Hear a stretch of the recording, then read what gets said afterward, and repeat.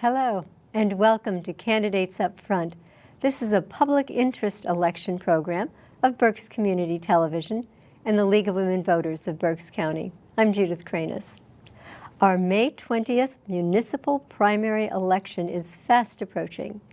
Democrats and Republicans will select their candidates for judges, school directors, and township, borough, and city officials. This is the election where Democrats and Republicans choose the candidates who will represent them on the November ballot. However, when there is a question on the ballot, as there is in the Kutztown School District, all registered voters in that district vote on the question. It's not just Democrats and Republicans. Any registered voter should come and vote. To check your voting status, you can go online to vote.pa.gov. And that is the official state Pennsylvania website. It's a government site, very safe. And there you can register to vote. You can change your party. You can locate your polling place, or you can apply for an absentee or mail-in ballot. And the deadline to register is May 5th. The deadline to apply for a mail-in ballot is May 13th. Now, the League, in its part, is interviewing those candidates who want to be interviewed in the contested races. For each race, the candidates will get the same basic questions and have the same amount of time to answer them. Let's begin. Hello, I'm Judith Cranis, a member of the League of Women Voters of Berks County. There are 3 candidates competing for a chance to be judge of the Court of Common Pleas. They are all cross-filed, and that means they're going to be on the ballot for both the Democrat Party and the Republican Party. Their names are Catherine Lynn Lehman, Lauren Marks, and Eric J. Taylor. Voters across the county will vote for one of those 3 to be on the fall ballot. So Democrats are choosing one to be on their ticket, Republicans are choosing one to be on their ticket. Now, the Court of Common Pleas, that's the courts you hear about most in Berks County. They hear trials of major criminal and civil matters, and they hear matters involving children and families, and they hear appeals from the minor courts. The term is 10 years, and the current salary is $227,411. Now, please note that the opinions expressed in the interviews are those of the candidate and not those of the League of Women Voters or Berks Community Television. This interview is with Eric J. Taylor. Welcome. Glad to have you with us. Thank you very much. Let's start out. Tell our viewers about yourself and why you're running. So, I am Eric J. Taylor. I am a district judge now over in West Reading, Wyomissing. I have been for the last 7 years. I'm a lawyer for about 20 years. So, I and my family live in West Reading. My wife is actually going to be on the ballot this year as well with me. She's running for school board, and she's been there since about 2016, I think. So 2017, when we both ran, we were both on the ballot together, and we will both be on the ballot again together. No other Taylor in our household will be on the ballot, just the 2 of us. I enjoy being a judge. I like what I do. I think I have made a difference in lives, and I enjoy doing that, and I would like the challenge of doing other cases in the Court of Common Pleas. Mm-hmm. And can you tell us something about your education and background? Sure. So I graduated from law school a little over 20 years ago. I graduated with honors. While in law school, I was on the Journal of Law and Religion, a law journal. I had 4 different internships or jobs while I was in law school, including in legal services, where I did both civil and family law. I clerked for or interned for a federal magistrate judge as well. After law school, for about a year, I was a judicial law clerk, and then right before I started at the public defender's office, I went down to Louisiana to help out after the hurricanes Katrina and Rita. I was a public defender for about 12 years, where I did various things, including appeals, juvenile court, mostly criminal court, of course, but some family as well, like support enforcement cases. And then in 2017, I got elected to be a district judge in West Reading, Wyomissing, where I have been since then, 2018. Mm-hmm. And what personal qualities do you bring to the bench that would make you an effective judge? Well, I think I am an effective judge and have been, which is different from the other two candidates. They're both talking about how they would be an effective judge. I think I am and have been an effective judge. So two of the judges I emulate actually are Judge Grimm, who's retired, and Judge Ullman. Both of them heard both sides, and they would rarely cut somebody off from presenting their case. And I thought that was a great way to do it. It takes a lot longer, there's no doubt about that. However, whenever you got done a hearing in front of either of those judges, you felt like you had been heard. You felt like you got your points across. So even if you came out and disagreed with the decision the judge made, you still felt like you got heard. I actually got a card from somebody, I think within the first couple months of me being a district judge, and it would have been somebody that I'd found guilty of something minor like disorderly conduct, but the card expressed her gratitude that she had felt heard and felt that she had made her case, and that even though I ruled against her, that I had heard her out and been very fair about that. Is there any volunteer or community work that you're involved with? So presently, I volunteer with the Berks County Bar Association. We have a program called Book 'em, so I go into the Reading schools and, just once a year, read to pre-K kindergarten classes. Most of my volunteer work right now is coaching whatever sport my son happens to be playing. Wrestling. This past season, I've coached basketball, soccer, help coach, assistant coach, or coached soccer, t-ball, football, flag football. So my volunteer work isn't as much as it used to be. I have been a member or volunteer for Big Brothers Big Sisters here in Berks County. I was for a number of years. The match I had, we won an award one year for the best match of the year. And then I was on the board for Big Brothers Big Sisters for a couple years. Through my church, Sacred Heart, I was a volunteer for the St. Vincent de Paul, where we helped out in a soup kitchen and did some other things. But since having kids, I've really haven't done as much volunteer work as I used to. Except when you volunteer for the kids, right? Right, except that. But it was a little bit more before pre-family. Now, let's go into something that's going to happen as a judge. You've called people in for a jury. How would you explain to them what their duties are and why it's important and the need for them to serve? Well, it's essential under our system because, especially for criminal cases, when we have jury trials, juries are essential. So it's important. Very few people enjoy getting called in and having their days or weeks or even months, if it's a long enough case, disrupted by coming in and sitting. But it's one of the most essential things that our system has, criminal cases, to come in and serve jury duty. And it's important, and it's essential to the system. What would you tell them their duties are when they're sitting? Oh, well, certainly to listen, to hear the case out, to not decide the case until after all the evidence has been presented from both sides, because the prosecution going first, you hear the prosecution's witnesses and evidence, and you might be tending to lean that way. But just like a judge, just like I have to do, I have to wait until I hear all the evidence before making a decision, until both sides have rested, and then make a decision. So you got to pay attention, especially long trials, especially something that maybe isn't very exciting. You have to hear everything out. I'm going to put in a plug. I had a really good experience serving on a jury, and I think anybody who is thinking, I don't want to do that, it is a really exciting thing to be with a people of your peers, just like you, acting as citizens to make a determination that before this American concept of innocent till proven guilty and jury beyond appeals was there, it was some official who decided on one person deciding.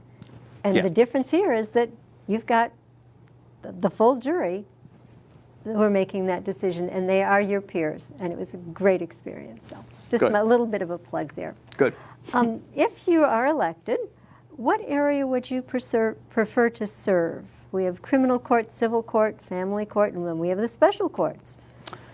So I think definitely criminal. I was a public defender for 12 years, so the majority of my work during that time was criminal. That's the area I feel probably most comfortable in. But I would be at the, have to go wherever the president judge assigned me to, whatever division, and that's her prerogative. But I'd be fine with any of the courts that I was assigned to. The Veterans Treatment Court, the Drug Treatment Court, Mental Health Treatment Court, I've been involved in those courts as a public defender, and I think those courts are great, so I'd be fine being in there as well. I was going to ask you what you felt about the special courts, and I think, was there a fourth one? Did we? Drug Treatment Court, Mental Health Court, Veterans Court. I might be missing one. I'm not certain. I'm not certain either, so home viewers, we'll figure that out and we'll let you know. Should we have any additional special courts in your view? I can't think of any off the top of my head, but certainly I think they're very valuable and important, especially veterans going through the shared experiences they have, the people that are struggling with drug addictions, getting groups of people that are having the same issues and the same problems, I think is great, and a judge that understands that and can speak to that experience. I think treatment courts have proven that they're very valuable in cutting down on the recidivism rate and keeping people out of trouble. In the mental health treatment court, making sure that all those people are taking their medications, seeing who they need to see, the counselors, to make sure that they stay on track. And I think what you're saying, but I want a confirmation, those special courts then have particular resources that might not be existent in another court. Well, they might have particular resources, but they have particular probation officers that are assigned to those defendants. So again, they have, I think, special training that they can address their needs. And when I'm saying resources, I mean they know who to place, where to place them, where to get the help they need, and things like that, that a standard normal court might not have. So. Correct. So, and thank you, because that gives our home viewers more information about the job, so that's good. Give us your views on plea bargaining, please. Well, plea bargaining is, I think, essential in our system. I think probably 80 to 90% of our cases are pled out, and that happens in front of me as a district judge. Even something as simple as speeding tickets. A defendant might be cited with going 15 miles an hour over the speed limit. That's a concern to them. They plead not guilty because they're concerned about getting points on their license, which should increase the money they're paying for their insurance. So a lot of times they come in and talk to the officer, and usually the officers are willing to take the speed down to 5 miles an hour instead of 15, and 5 and under, you don't get any points. And that's usually resolved even at my level as a district judge. And I've seen it and been a part of it as a public defender. So a lot of cases are definitely resolved with plea bargaining. If everything went to trial, I think our system would bog down, break down. We wouldn't be able to do all those trials. Imagine all those juries being called in for criminal cases and all the time for a trial for each and every case. So plea bargaining is essential. Now you're interested in serving on the criminal court. If you were sentencing a convicted criminal, what factors would you be considering in deciding what that sentence should be? There's a lot of factors to go into determining sentence. Most times in the criminal system, the plea or the sentence is worked out along with what charges they're going to plead to, and most times the judge is given, this is what we've agreed to, and the judge can overrule that. That is not often done. If it's an open guilty plea where there's an agreement to say the charges, but not what the sentence is going to be, or if they had a trial and they lost and now they have to be sentenced, some of the bigger things, of course, are what is the crime, what crime was committed that I'm sentencing them on, as well as what's their prior record look like. And then, of course, you got to let the prosecution present whatever evidence they might have, including victim impact statements, as well as what the defendant wants to present. And there could be character witnesses coming in and saying how this was completely out of the defendant's character and would likely never happen again. So there's a lot of things to be considered for that kind of thing. And when is an alternative to jail appropriate? So certainly for less serious crimes, a lot of misdemeanors, again, looking at a prior record for enough priors can mean somebody's looking at jail time for a misdemeanor, whereas a person that gets convicted doesn't have any other priors might not be looking at jail time. For me as a judge now, as a district judge, I try to use jail as a last resort. I don't want people locked up and taxpayers paying and footing the bill for people being locked up. However, there is definitely sometimes a necessity for that, and there's no other alternative. I would rather, in general, people be on probation and being out in the community and paying their own bills and being able to work, and especially in cases where restitution is an issue because they stole money, the only way that's going to get paid back is if they're out and working as opposed to locking them up. So jail is definitely something that's needed to be done in some cases, but in general, what I do now is try to look at something other than jail. And under what circumstances would you recuse yourself from a case? And for our home viewers, that's saying, somehow I'm connected to this case and I should not be the judge who's hearing the arguments and making the decision. Yeah, if I've recused myself from cases already as a district judge because I had too close a relationship with somebody.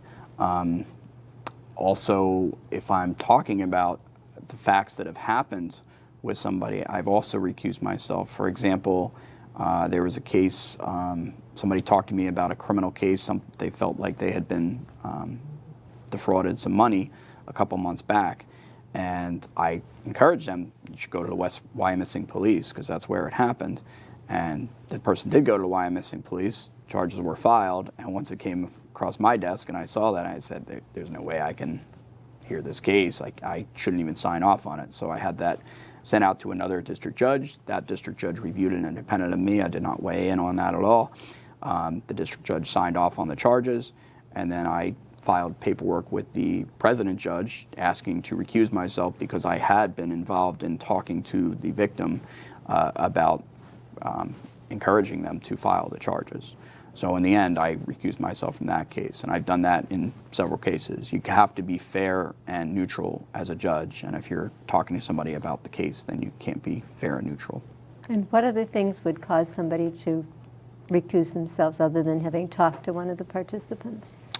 If you have a close relationship with somebody, there was one individual that I didn't feel comfortable sitting on the case, and as a judge, it's not only if it's improper, but even in the appearance of impropriety, which can mean if it just wouldn't look good to the general public to see that you're deciding one case or another, you should not keep the case. And there's a way to recuse yourself, and another judge would take it, and that way both sides get a fair and neutral judge.